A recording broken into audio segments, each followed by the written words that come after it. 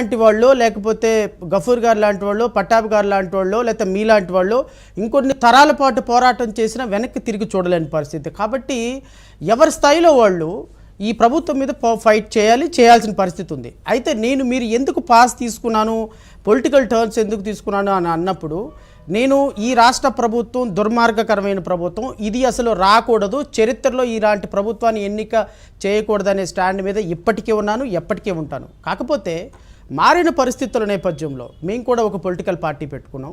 Political పార్టీలో మేము కూడా కొంత రాజకీయాలు చేయాలి, మేము కూడా ఎలక్షన్ ప్రాసెస్లో పార్టిసిపేట్ చేయాలి. కాబట్టి నాకున్న ప్రొఫెషనల్ ఎంగేజ్మెంట్స్ కానీ లేకపోతే పార్టీ యాక్టివిటీస్ కానీ కొంత స్ట్రీమ్ లైన్ చేయడం కోసం లేకపోతే మా స్ట్రాటజీని మార్చుకోవడం కోసం ఖచ్చితంగా ఒక పాస్ తీసుకొని ఉండొచ్చు. But that does not mean that ఈ రాష్ట్ర ప్రభుత్వం మీద పోరాటంలో వెనక్కి వెళ్ళామని కాదు.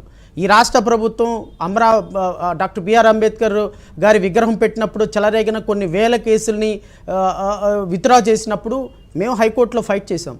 దస్తగిరి మీద ప్రాణాపాయంలో దస్తగిరి కోసం ఆయన్ని పదే కేసులు పెట్టి ఆయన్ని ఎలక్షన్ మూమెంట్లో బయటకు రానియకుండా వాళ్ళ భార్యల్ని అతని భార్యని పిల్లల్ని భయభ్రాంతులకు గురి చేసి దస్తగిరి మీద కేసులు పెట్టి